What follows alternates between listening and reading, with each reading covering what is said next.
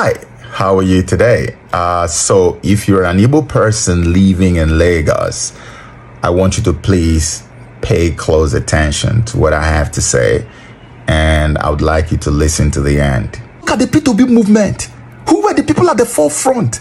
Igbos didn't even support P2B as much as the Yorubas. Most of the Igbos were prevented from voting on the 25th of February. So who were the people that overwhelmingly voted to be in Lagos and gave him that kind of vote, and to the point that he had to win Lagos? Who else has ever won Lagos from the main man who everybody believes owns Lagos?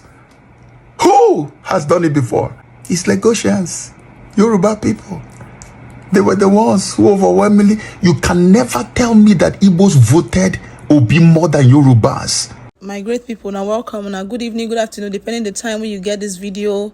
I wanna day. Welcome to Big Things God TV, where they give una woto, where they bring us, she they see and where they give una news, where they sweet una go la quick, so they drip.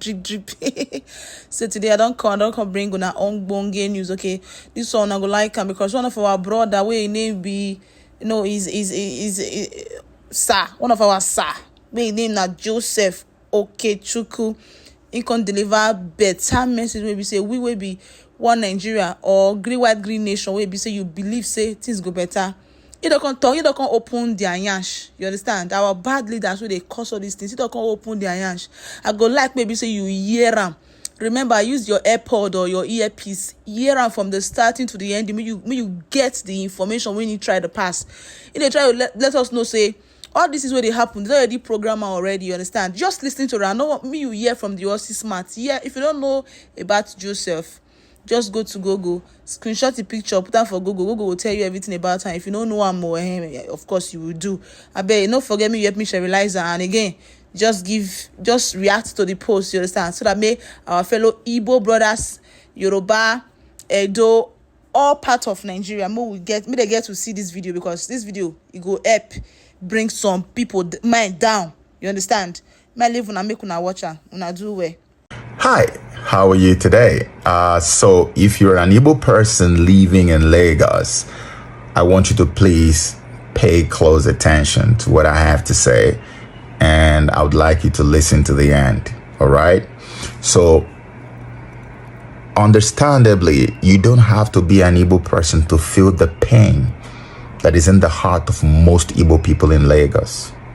Because I know what happened came out of the blues, right? And everybody was like, my goodness, what is this?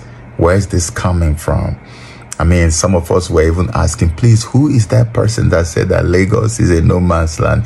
Can we see the person? Nobody's ever going to show you who said it. Nobody will ever show you an Igbo man who said that, because what they did was what we call in intelligence PSYOP. It's called psychological operation. I know because I know how and when they cooked it and unleashed it.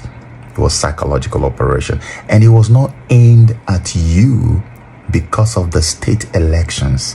It was aimed at you because of the bigger prize that we are all pursuing in Abuja. And I'm going to explain this to you. You know, during the end SARS,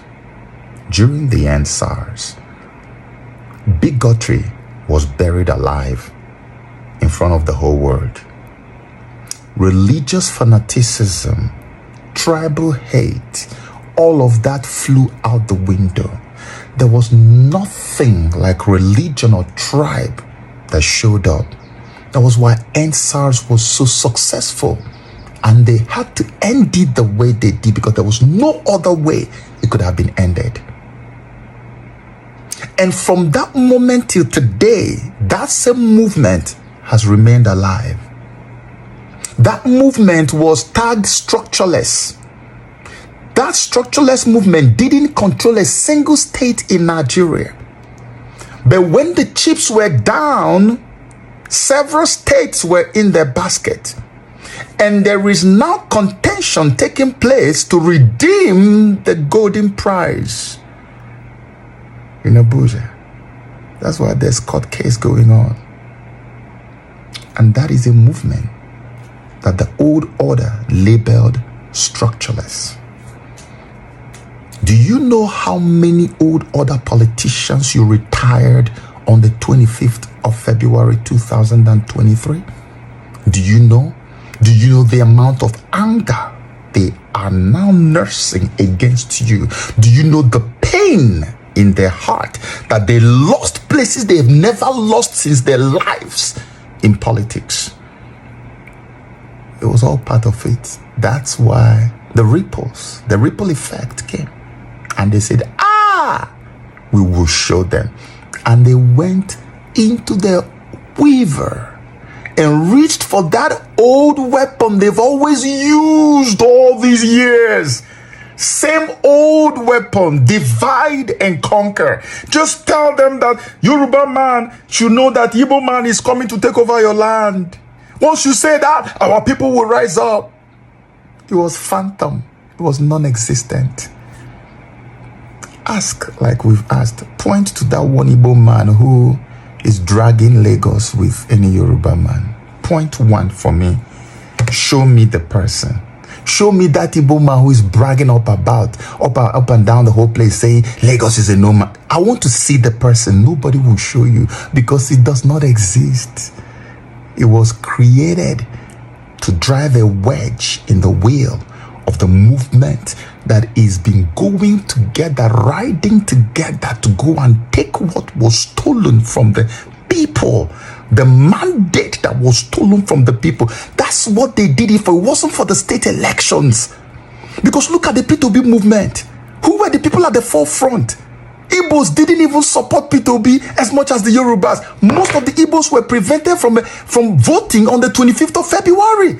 So who were the people that overwhelmingly voted to be in Lagos and gave him that kind of vote, and to the point that he had to win Lagos? Who else has ever won Lagos from the main man who everybody believes owns Lagos? Who has done it before? It's Lagosians, Yoruba people. They were the ones who overwhelmingly, you can never tell me that Igbos voted Obi more than Yorubas to make Obi win Lagos. No, they were Yorubas who did it. Who are the people at the forefront of the Obi movement? They are Yorubas. We have been like this. We have been together. Despite all the old wounds they told us we must observe. Despite all the old divisions they told us we must always keep our eyes on. We shunned all of that and worked together as one people. Disregarding tribe, disregarding religion, disregarding position, disregarding everything that the old order has always used as weapon against us. And we came this far, and they have been panicking like there's no tomorrow. That's why they now decided, you know what? Let's go reach for that old weapon. Let's try it one more time. You know, they've been trying since then. Even before the election, they've been trying it. None of it worked. But this time around, boom, let's do it. Let's do it. Igbo, Yoruba, Igbo, the old rivalry. Let's reawaken that monster. And they did. And most of the people who fell victims didn't even know what was going on. That's why some of them are coming online to come and apologize for what they had done.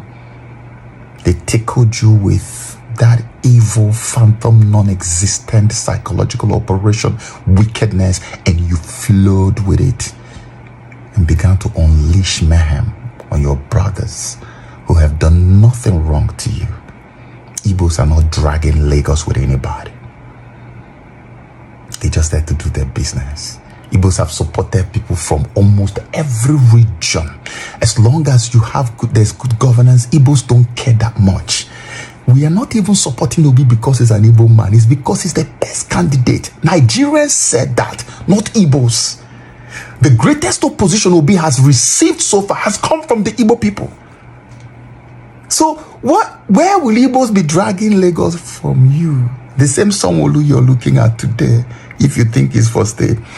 In my whole life, and I came to Lagos for the first time in 1993.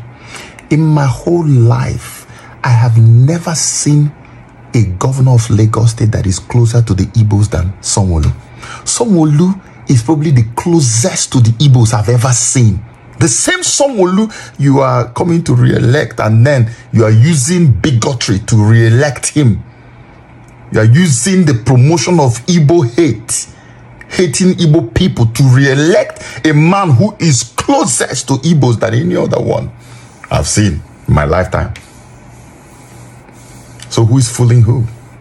It was a psychological operation aimed at destroying the unity that we have built over the years, which is what we are now taking to Abuja to go and reclaim what we all believe was stolen.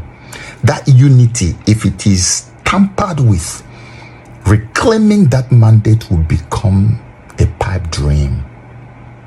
This was what all of this was about.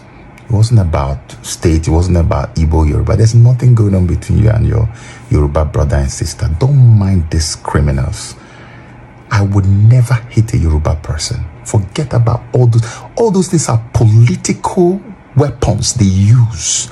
But we've gone past all of that. We've gone past all of that. Some Yoruba people were manhandled, were beaten because they say they looked like Igbo. Go hear them. They're talking. So it's not about Yoruba, Igbo. Yoruba people are not the people who did this. It's the same crop of satanic, kabbalistic human beings who have held us down all these years. They are the ones. They are the ones because they feel so pained that many of their so-called ogas and madams are being retired, permanently retired forever in politics. Some were retired on the 25th, some were retired on the 18th, and many of them are crying blood every day. So anyhow they can get at you, they will do it. That's why they launched this psychological operation on you. And many of you are falling for it. Don't fall for it. Love up on your brothers. Love up on your Yoruba brothers and sisters. Take this from me. I'm not doing this to make anybody feel good. Love up on your Yoruba brothers and sisters. This is the only way we are going to get these devils, these demons to knock their heads against the wall and smash their skulls. And we will let them know that we are wiser now than we were before. Because the journey we started is not come to an end yet. You know why? It's not over. It's not over. You will see soon that it's not over until it's over. And mark my words, victory is waiting for us, and we cannot be a divided house as we march on to victory. We have to march on to victory as one people, because divided we fall, but united we stand. Let us stand united and in love. Okay? Don't hate anybody. Just love. Let love lead. All right? Love you, man. God bless you. Bye-bye.